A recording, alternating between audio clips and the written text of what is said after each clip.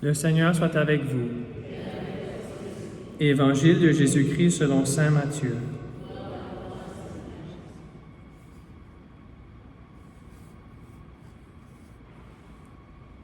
En ce temps-là, Jésus prit avec lui Pierre, Jacques et Jean, son frère, et il les emmena à l'écart sur une haute montagne. Il fut transfiguré devant eux. Son visage devint brillant comme le soleil, et ses vêtements blancs comme la lumière. Voici que leur apparurent Moïse et Élie, qui s'entretenaient avec lui. Pierre alors prit la parole et dit à Jésus, « Seigneur, il est bon que nous soyons ici. Si tu le veux, je vais dresser ici 3 tentes, une pour toi, une pour Moïse et une pour Élie. » Il parlait encore lorsqu'une nuée lumineuse les couvrit de son ombre. Et voici que, de la nuée, une voix disait, « Celui-ci est mon Fils bien-aimé, en qui je trouve ma joie. Écoutez-le. » Quand ils entendirent cela, les disciples tombèrent face contre terre et furent saisis d'une grande crainte.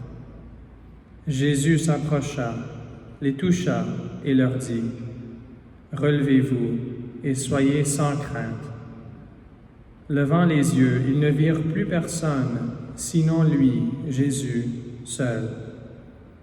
En descendant de la montagne, Jésus leur donna cet ordre, « Ne parlez de cette vision à personne, avant que le Fils de l'homme soit ressuscité d'entre les morts. » Acclamons la parole de Dieu.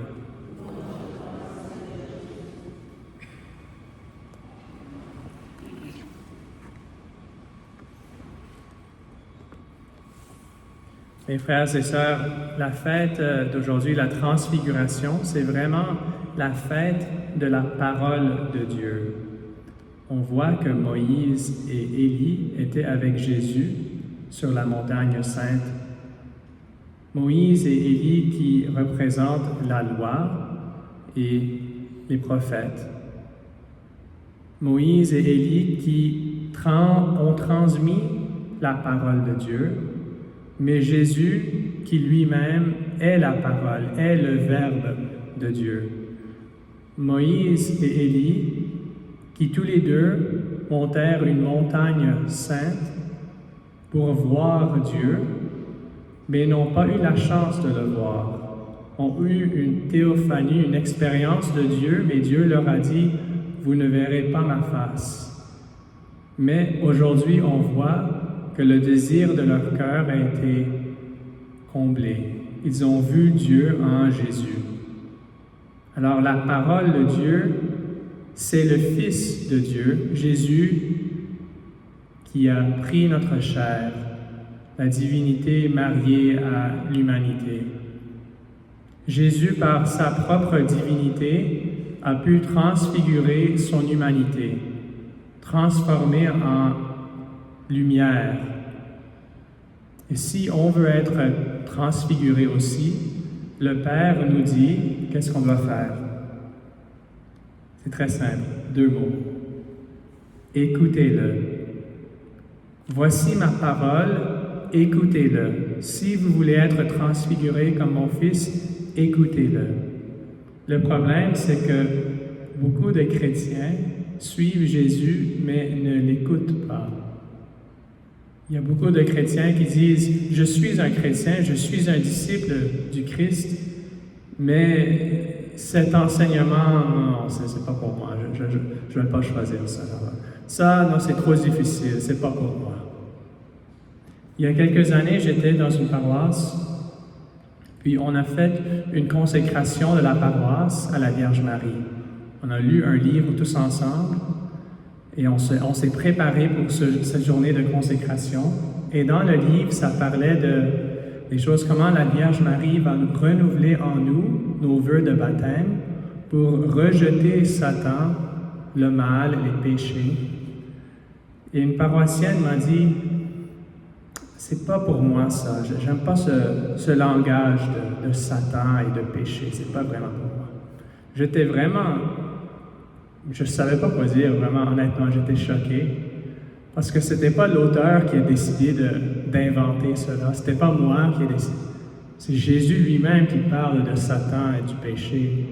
Alors, on ne peut pas être disciple du Christ en disant « Oui, je te suis, mais cette parole-là, c'est trop difficile. Non, moi, c'est pas pour moi. Je choisis les choses que j'aime, mais les choses que j'aime pas. » Alors, il y a beaucoup de chrétiens qui n'écoutent pas Jésus tout le temps.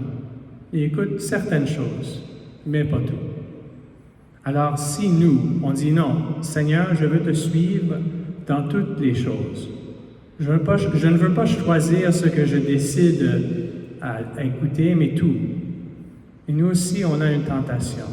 Si on dit « Dans mon cœur, j'ai déjà accepté tout ce que le Seigneur et l'Église enseignent, parce que je sais qu'il est la vérité », notre tentation, c'est d'être comme Pierre, Jacques et Jean. Après qu'on entend la parole de Dieu, on tombe face contre terre et on est saisi d'une grande crainte. Même si on donne notre volonté, on sait, oui, je crois en toi, Seigneur, j'écoute ta parole, nous avons tous des enseignements que l'on dit, « Ah, c'est vraiment difficile, j'ai peur, c'est trop lourd, je ne peux pas parler avec les autres à propos de cela, je ne peux pas moi-même faire cela. » Alors on croit dans notre cœur, mais on est comme paralysé par cette crainte. Alors Jésus vient à nous aujourd'hui. On est sur la montagne sainte. Nous qui ont dit dans notre cœur, je ne peux pas choisir ça j'aime pas, ça j'accepte, ça je rejette.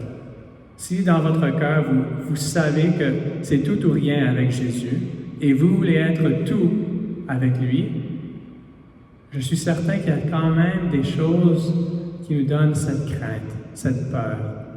Alors pour vous aujourd'hui, quels sont les enseignements, quelles sont les paroles de Jésus qui sont difficiles pour vous, qui vous causent la crainte, que vous espériez peut-être que si on ne parle pas de cela, ça va bien aller. Si personne ne me demande de faire cela, ça va bien aller.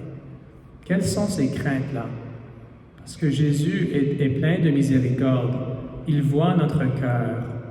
Il voit notre désir. Il sait notre nature qu'elle est faible. Et si on a des craintes, Jésus viendra nous dire, « N'ayez pas peur. Levez-vous. » Alors c'est ça qui va arriver dans le Saint-Sacrement aujourd'hui. Présentez-le les craintes que vous avez dans votre cœur. Et comme Pierre, Jacques et Jean, vous allez entendre cette voix.